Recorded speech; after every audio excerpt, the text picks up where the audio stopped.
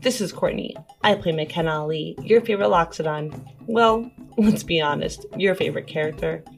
I want to thank you for joining us on this adventure. Starlight has taken a lot of love from all four of us, and from the bottom of our hearts, we are so thankful. Every review, every subscribe, every Patreon subscriber, or in any way that you give back to Starlight means the world to us. And in case you didn't know, each rating or review helps reveal our podcast for those finding new podcasts and adventures to go on. I truly hope you enjoy the venture ahead. Until next time, see you later, Spacers.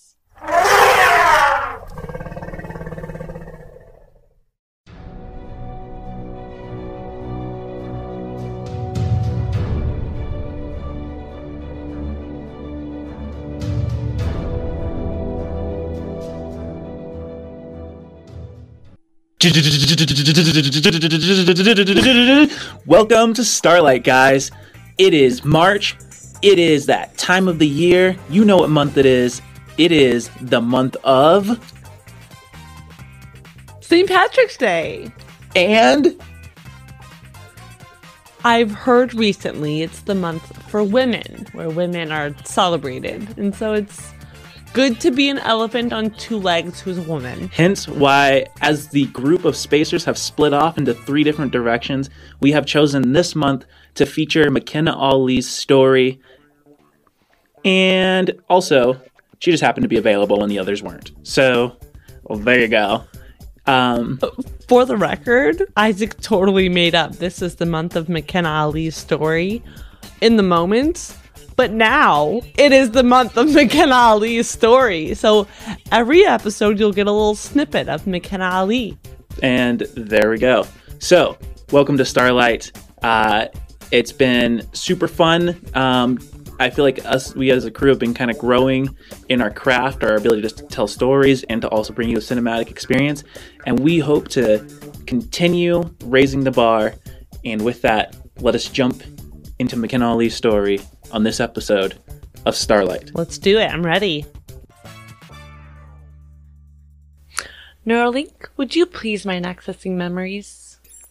Accessing. Having escaped the local jail with Thirstein, a hacker or slicer in the employ of Mr. Grimble, dwarven assistant to Speaker Hulst, member of the House of Dictates, and owner of Bomb Boy's repair shop, Makena is presented an intriguing proposition. Grimble has become disillusioned with Speaker Hulst's leadership and intentions, and is willing to help Makena and the Spacers in flushing the Great out of her hiding place. Proving that the bombing of the House of Roses was done by the halfling Thyra, Grimble reveals even more bombshells. Thyra kidnapped Hulst's lover, a brain in a vat, and she is also a trafficker of synths, artificial beings.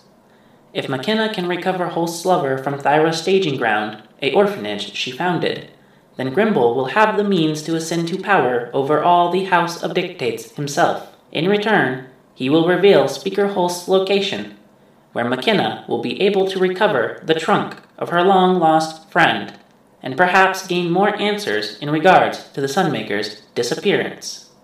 Memories retrieved.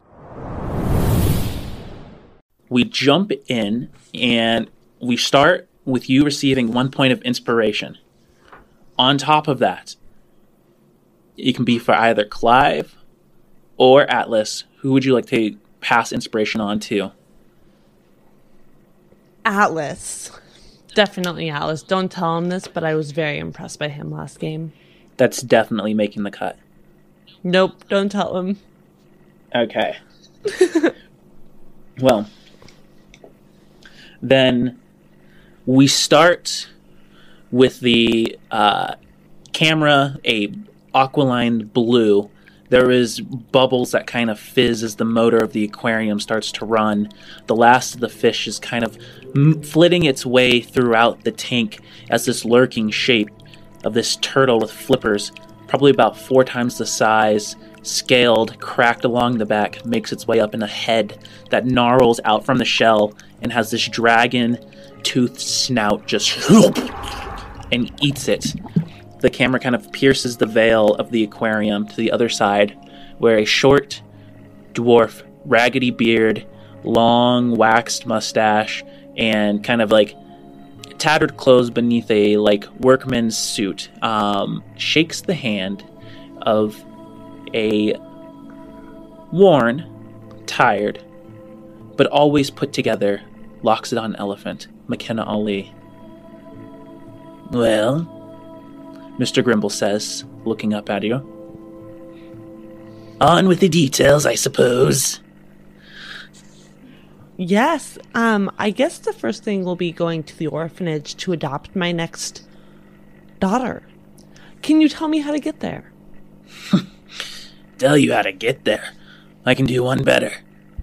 I could have Thirstein show you, if you wish. Great, yeah. Lead the way, Thirstein. Thirstein kind of is mulling over as he is making himself a drink over at the mini bar.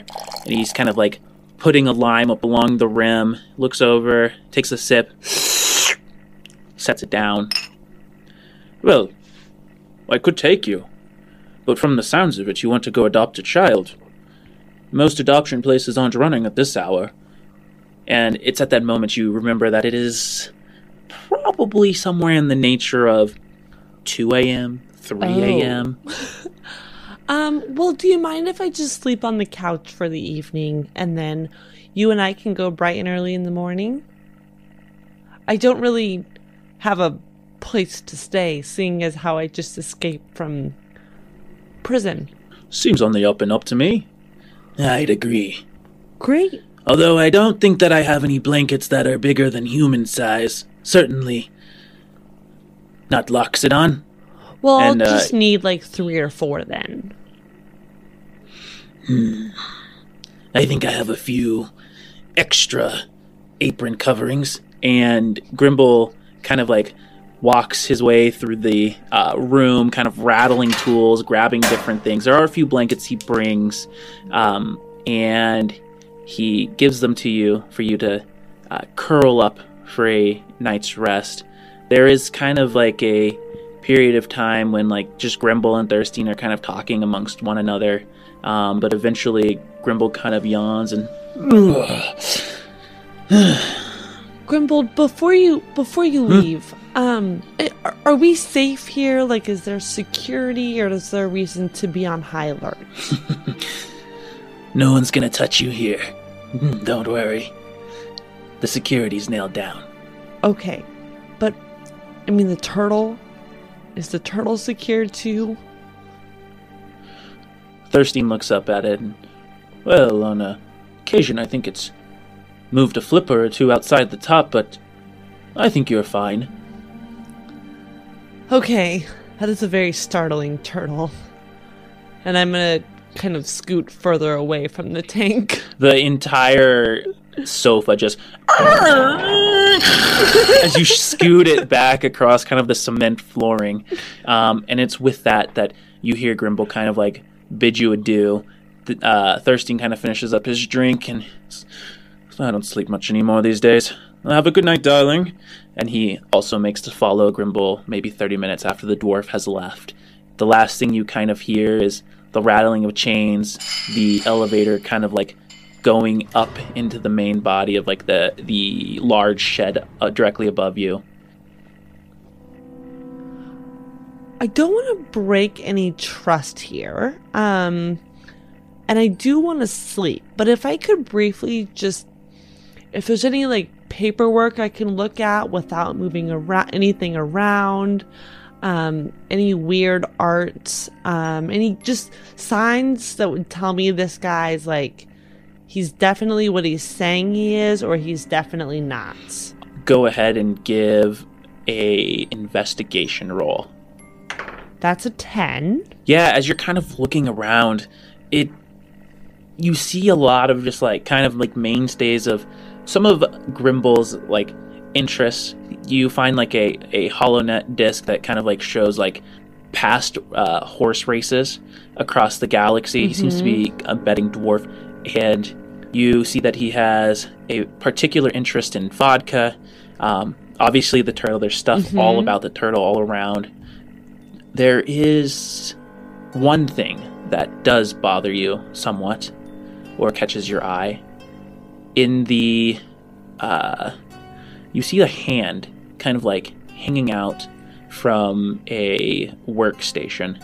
At first, it looks humanoid, and that's what kind of gets your attention. You kind of come to look at it closer, and then you realize that it's one of Thyra's sex bots that's been dismantled and left there. There is no light in the eyes, and there's just this kind of itching feeling at the back of your neck that he had mentioned that they had infiltrated using the guise of the bots and the synths. And there's just that little question that makes you wonder if this was a living synth at one point.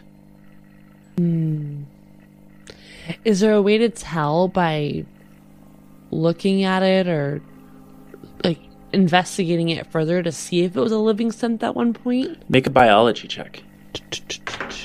16. Okay. I would go to the Neuralink and see if there's anything there. And also I know that synth veins are blue from Clive. So I would know what Clive's body looks like. I know his blood is clear. So I'm looking for that kind of thing. You find, as you kind of like have to press at some of like the artificial skin on some of the ruptures, there is a faint clear liquid that runs clear. Oh. You also look for the Neuralink there, or the area where the Neuralink would be.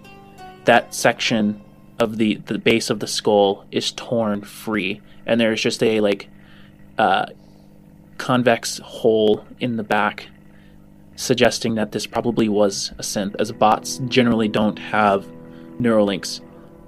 Bots sometimes do, but those are usually like high military grade robotics. And this suggests to you at one point this was a synth. Okay. Well, I'm going to get some rest tonight and be sure to ask about this in the morning. So I'm going to go to sleep now. Yes. Okay. So you pull the mini blankets and few greasy aprons close, and you settle into sleep. And there's this one moment where you just startle up as the sound of water splashes, and the flipper kind of comes out the top of the dragon turtle. Oh my god. And then it slides back in, and it nestles to the bottom. I'm going to move the couch as far away across the room. There's a... as the one good bolt that was holding it in place rips free, and you hoist it onto your shoulder and and set it behind one of the desks with a...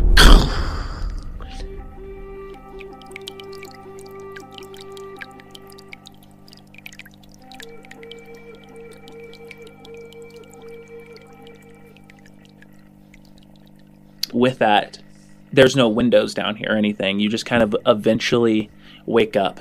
And when you do wake up, there is kind of a simple smell, familiar. It's just scrambled eggs. And you see just Thirstein down there. And he has a plate on the couch that wasn't moved and a plate on his lap. He's continuing to eat his eggs, not even noticing that you woke up.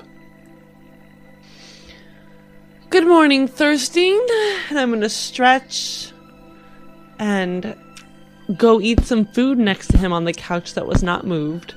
Oh, darling, you're awake. Yes. Oh, please, that was my second plate, but I suppose you could have them. Oh, I'm so sorry. I didn't realize you needed two. Can I just get 3 of them? No, just take them. You're going to need your budding strength if you're going to be adopting from Thyra, isn't it? Yes, I'm very excited. I'm going to be a mom again today. So, I should ask, it's not a cheap endeavor. Do you have funds? Well, that was a future McKenna problem.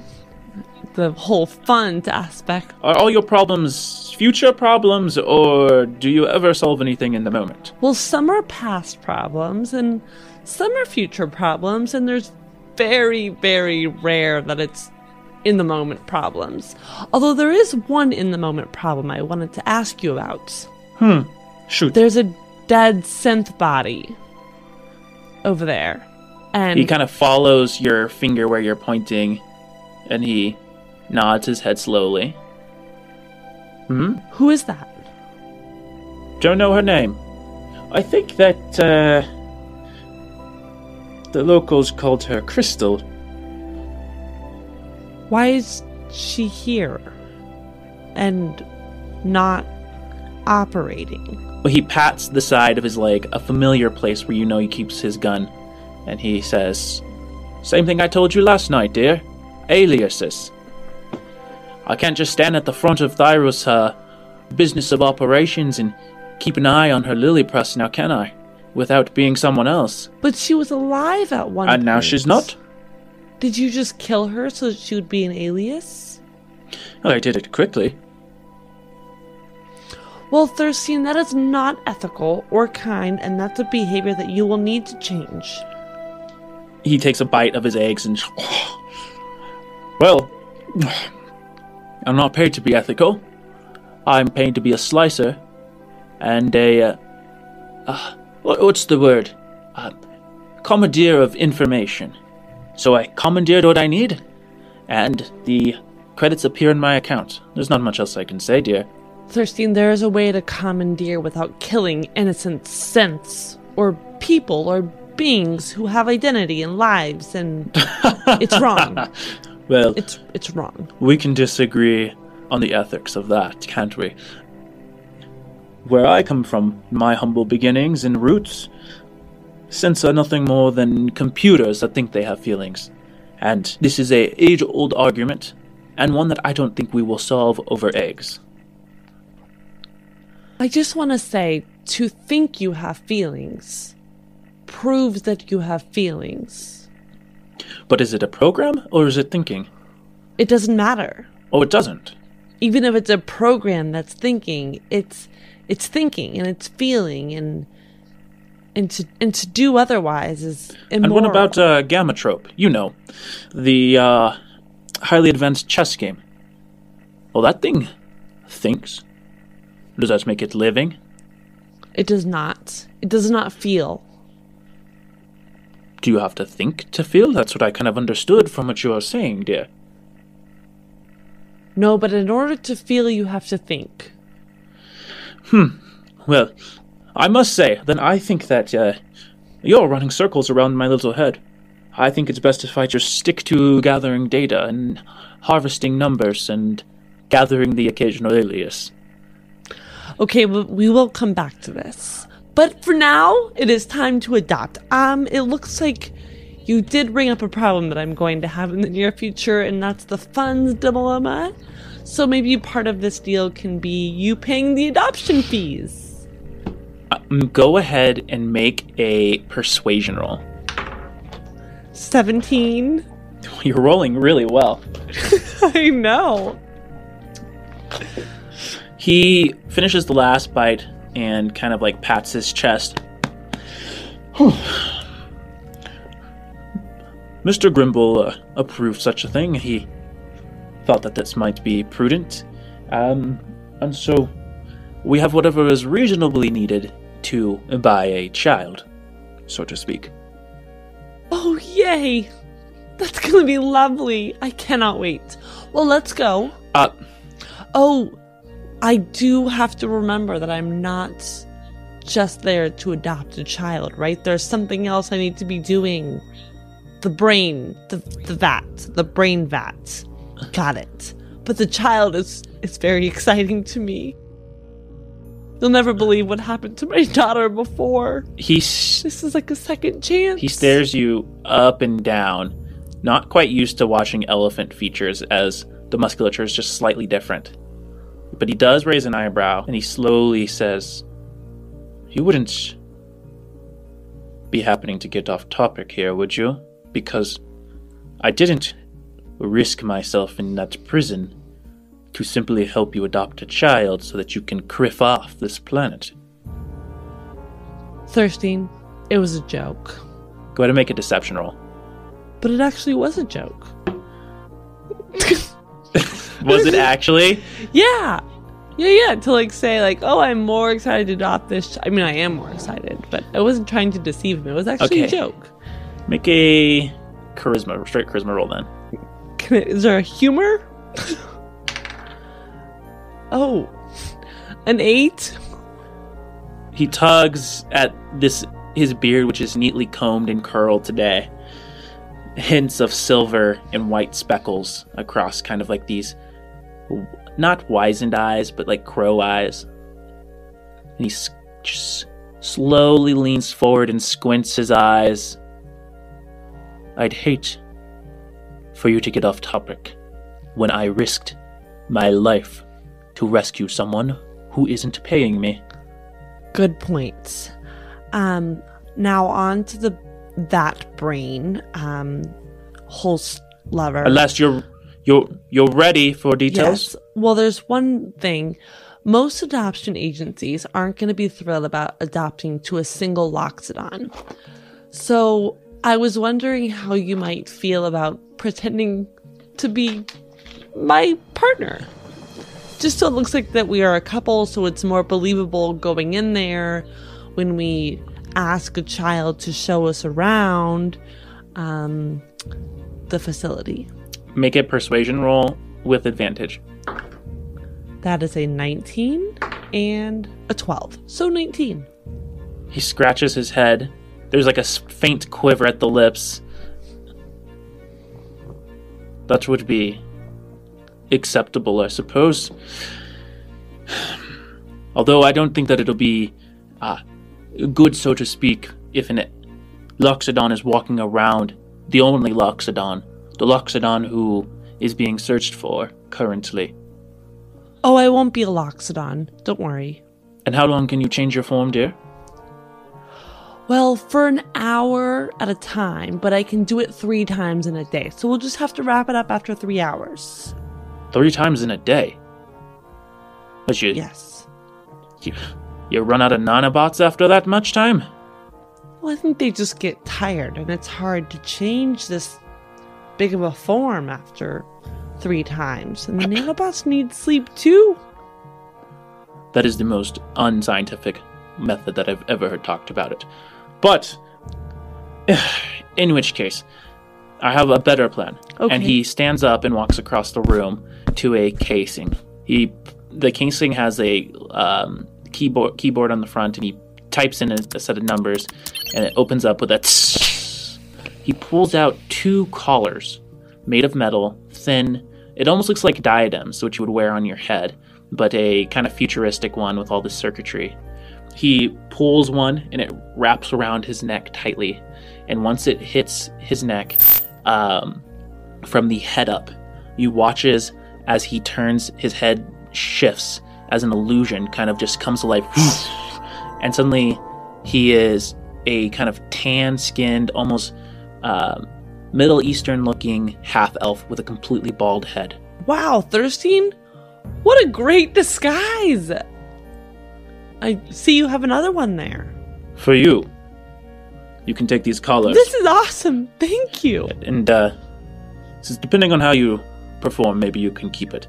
But for right now, I would rather not take the chance that you run out of nanobots and someone recognizes you. So go on. That is a very good Strap idea. it on there and, yes, right, like that. And press the button.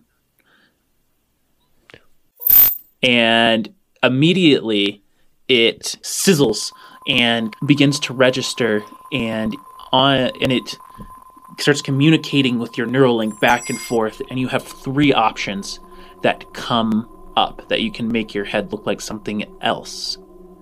What are those 3 options, and what do they look like? Does it have to be the size that I am now? It's just your head that changes. Oh, so I have elephant hands and feet? Yes. Okay. Option 1 is a dwarf that has red frizzy hair, with pox all over her face.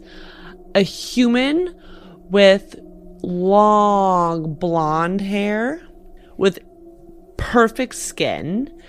And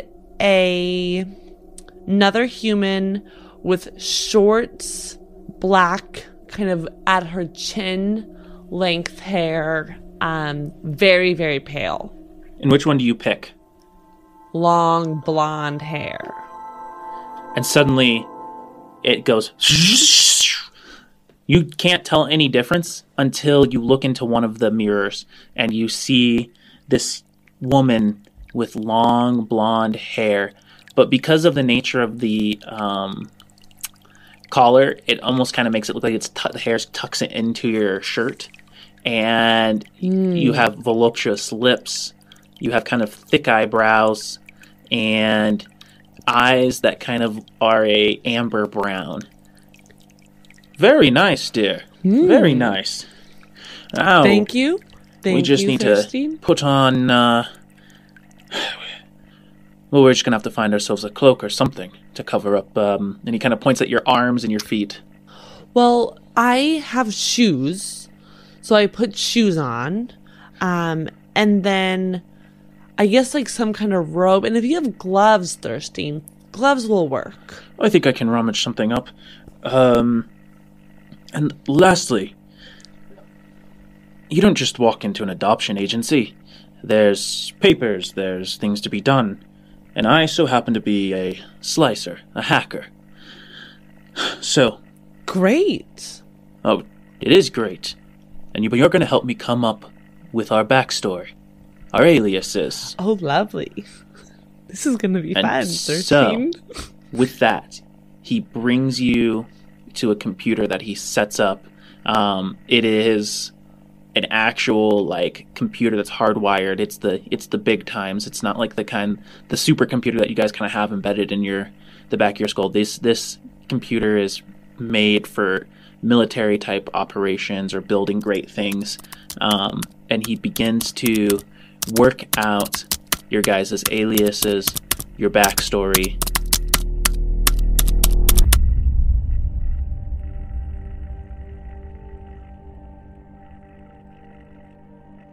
We are getting to this part. He turns the screen for you to see, and you can see all of the forms are filled out for this adoption agency here. You see one of the nearby city systems within Thyra Colony Sanctuary, and he points to the last bit where he says, "I'm gonna need your name and some of your history." Do you want my real name or a fake name? Aliases, dear. Do you want to go in as Makena Ali? Well, I mean, I like my name, but I could see how it would be unfitting here, and it's a really good name, and my parents really thought out my name, so it's kind of sad to think... Oh, sorry, I'm going too far. Let's go... Marty? McFly. Marty McFly. There's something about that's familiar. I am going to fill in that I am your partner. Did not wed. Husband. Not wed. Well, they're gonna be less likely to adopt to us. Go ahead and make a persuasion roll. 23? He kind of rubs his chin, looks at you. Aliases. And I will be... So your last name needs to be McFly. Josiah as well. McFly is my name. I love it.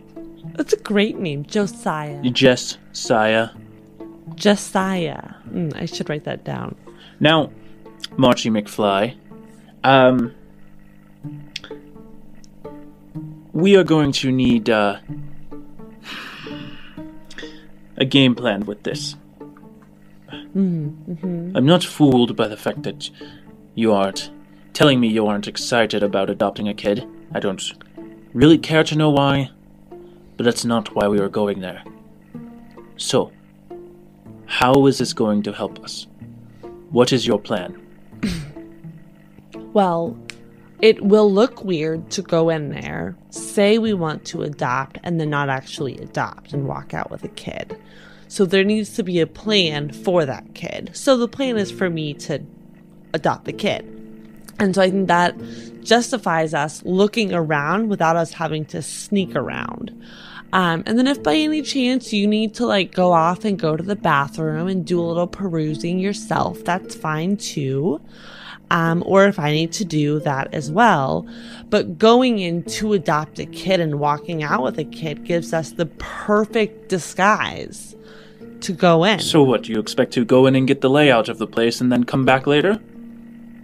Oh no, I expect to like see the vat and be able to take it in the moment. You think Thyra and her Lily Press gang are just going to leave someone they've abducted out in the middle of an orphanage? Well, I don't know that they would leave it like out on a coffee table, but if there's an office somewhere, and maybe worst case scenario, we go there and we get a really good lay of the land. That's a great place to start.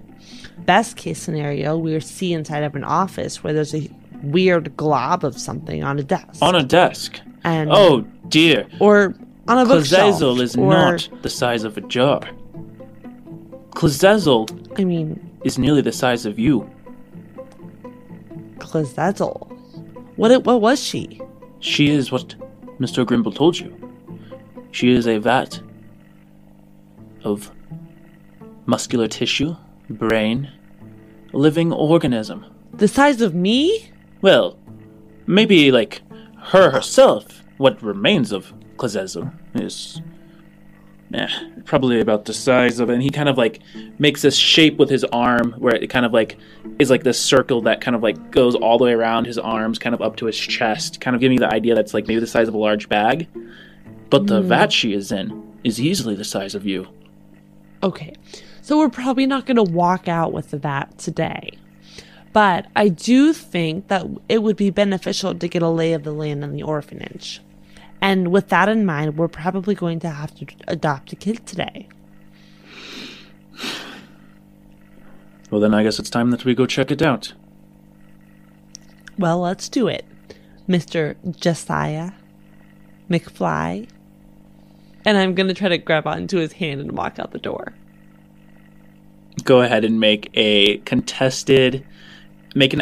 acrobatics roll versus his. Oh, that is a nat 1. 12. He moves his hand quickly out of your grasp. We can save the PDA for when we're there. Will do. And I'm going to walk ahead.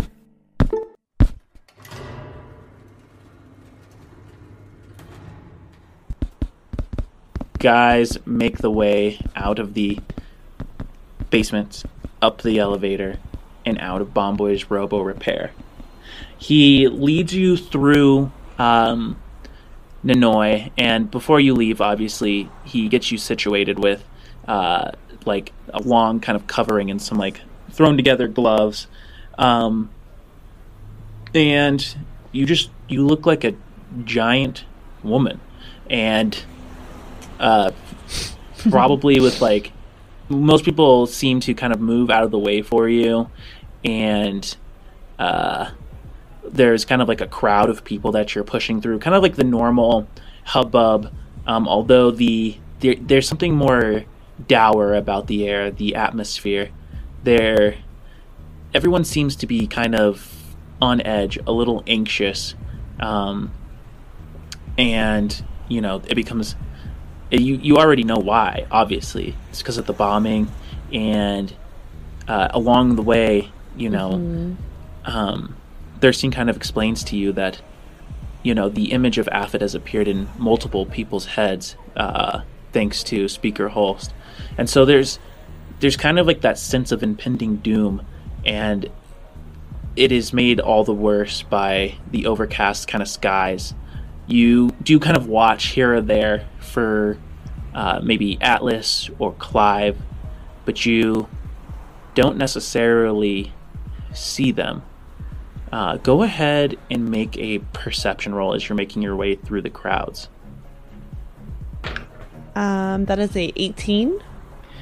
There is a figure that you recognize, although the figure doesn't recognize you. He seems to be kind of sitting up against a water fountain with air quotes around it, because it is a monument on which holographics have been built so that it looks like it's showering water out in this like super grand kind of loop-de-loop way that kind of spouts into the air and then frizzes out into kind of glitter. And he's sitting below it, kind of playing with a set of like archaic coins, flicking them in the air. You see Dwindle, dressed in elaborate colors, but still slightly different from the very first day you meet him. He seems a little bit more withdrawn, a little bit more thinking, and you guys continue pushing through the crowd. Yes. And so you pass by Dwindle. I want you to go ahead and make a deception roll. 12, but I get advantage. Oh, a 12. Will you make a perception roll? A 17. You do kind of cast a glance backwards at Dwindle, and it's at that moment you catch him glancing up at you. The kind of like green tiefling eyes with the snake scales kind of around it. They kind of narrow a little bit, but it's kind of like the look of, I feel like I know that person from somewhere, but you're not really sure. And then he gets covered by the crowd, and you continue pushing through.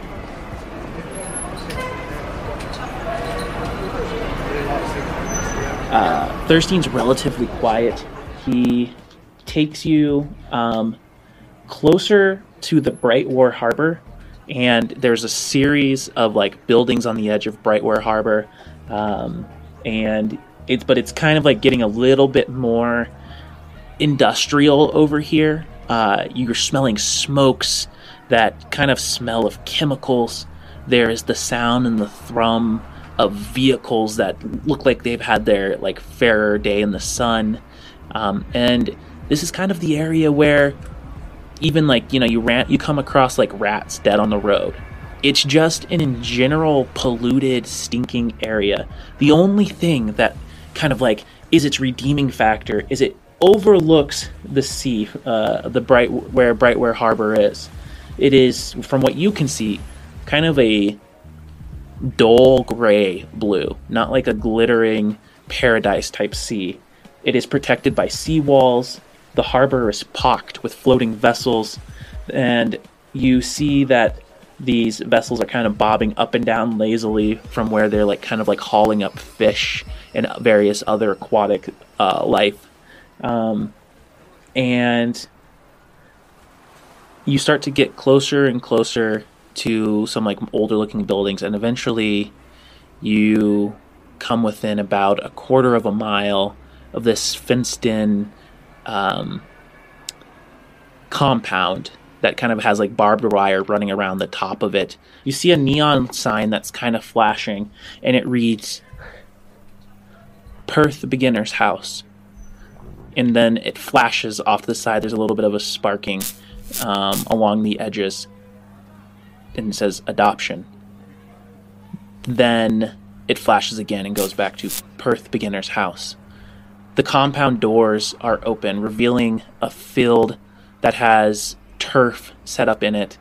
You see a main building that is looks like 3 stories in height, and it looks probably about the size of any like industrial government building. Stacked along the easternly side are what you see to be 4 transport cargo boxes. Often goods would be loaded in those and taken up into freighters, whether that be an old archaic starship or a dragon, and you just see those kind of off to the side. You can hear like kids playing, and you see all manner of kind of kids, mostly in the age range of about 6th grade up to about 8th, although you see a few older kids kind of leaning up against the walls, kind of looking out. Will you go ahead and make a perception roll? 9. Okay. None of them seem to really pay you any heed as you start to approach. Thirstein kind of pulls at the edge of your elbow, and you see he's holding a data pad, and he says, "Just one more thing, darling." Pushes in a couple things, and he just, Just slicing into their systems now, getting us a time slot in about 5 minutes. The only question is how hard is their coding gonna be to break? Will you please roll a die 100 roll, a die 100 and a die 10, and you will be helpful to his roll if you're 50 or if you're above 50%. All right, let's see. 41. Ooh, okay. He makes his roll. Oh, good. You watch as he kind of slices his way in, hacking into their system. And I think that if we don't hurry, we're going to be late. Thirstine, I know this is mainly a thing for this mission, but I am really excited to potentially adopt. Keep your head on straight, and hopefully you might keep the kid. Yes, sir. And I'm going to hold his hand. And he begrudgingly lets you take it. As you guys start to make your way, the kids, as you're approaching through the field, there's kind of a ringing, and the kids kind of like line up. Not for you. It's almost as if like recess is done. Some of the older kids kind of slouch away from the walls and stomp over and kind of stand in line as a human woman with her hair kind of pulled back in a bun walks out of the main entrance of the building. Now, as you get closer, you see that the main entrance is a sliding door that opens with a tss, and that closes with a tss. You see all of the windows are completely pitch black. You can't see in, they're tinted that dark. And other than that, it's a very uniform building. The kids are dressed in uniform clothes. And as well as the teacher, although there seems to be like pins and ranks, it almost seems to have like kind of a military candor to it. And she marches out with her hands behind her back and kind of starts kind of like talking to each of the individual kids. And that's when she notices you walking up. She pulls out a data pad and says, "Oh, the McFlys. Well, I tell these kids all the time that they need to worry more about being timely. And here you are. Good examples." Thank you. Thank you. We're really thrilled to be here. Just to think that future little McFly could be right in this very room. Well, we can certainly hope. And she turns her head and looks up and down the row, and you see a few eager kids, and when her gaze kind of gets to them, they kind of straighten up. But it's not like a "I'm scared of you" kind of straighten up. It's a "I'm supposed to kind of like put on my best show." Kids, why don't you show the McFlys that you are well behaved? Now's the time for you to head in for your lessons, while us grown-ups talk about which one of you lucky ones might be going home with a family.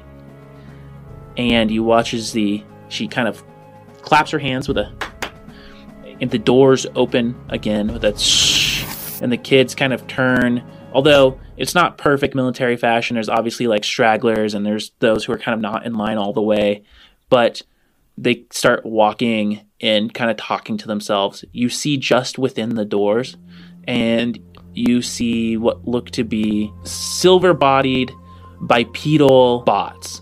These bots are kind of humanoid in shape, although they lack facial features. And you see that they're kind of like standing right on the inside. Will you make a perception roll? I wanted to do that. 19. You see that they are carrying full assault weapons. Well, I don't mean to be too forward. But is that a little aggressive for an orphanage? Well, this is Nanoie. Not exactly the safest place, is it? It's for their protection. After all, I'm sure you heard about it. And it'll be good that you get one of these kids out of here. With the bombing and all yesterday. That is fair. And these supposed signs. As the kids are going into that room, are there any kids who seem like really, really disheveled? Like they've been here for a long time. They look like maybe they're not treated the best, whether that's by adults or by other kids. Just like a kid who seems to like be the outcast. Go ahead and make a perception roll. 13. You see two. two kids. You see a child who is elven with the blackest of black hairs, raven in nature, kind of comes down to around the bottom of the cheekbone, fair-skinned, high cheekboned, thin eyes that glimmer like the bluest of seas. And you also see that there are many bruises across her, and she kind of walks with the limp, outcast from the others. There's a kid, about 12 or so kids in front of her, and you recognize this boy. You see Sisa, and you recognize him because he looks very worn, very tired, very ragged. And with there, I think we'll call that a game. Wait, Seesaw, the kid who took us into the Temple? Oh, wow. How old is he? He's probably about 14. I was so mean to him. Oh, boy. Okay. Oh, man. McKenna, why were you such an ass? Thank you for listening to this episode of Starlight. If you enjoyed this, please like, share, subscribe. For early releases, exclusive RPG content, and other bonus material, check us out on Patreon at patreon.com/starlightadventures. And to reach us for questions to be aired, email us at thestarlightadventures@gmail.com. See you next Tuesday, Spacers.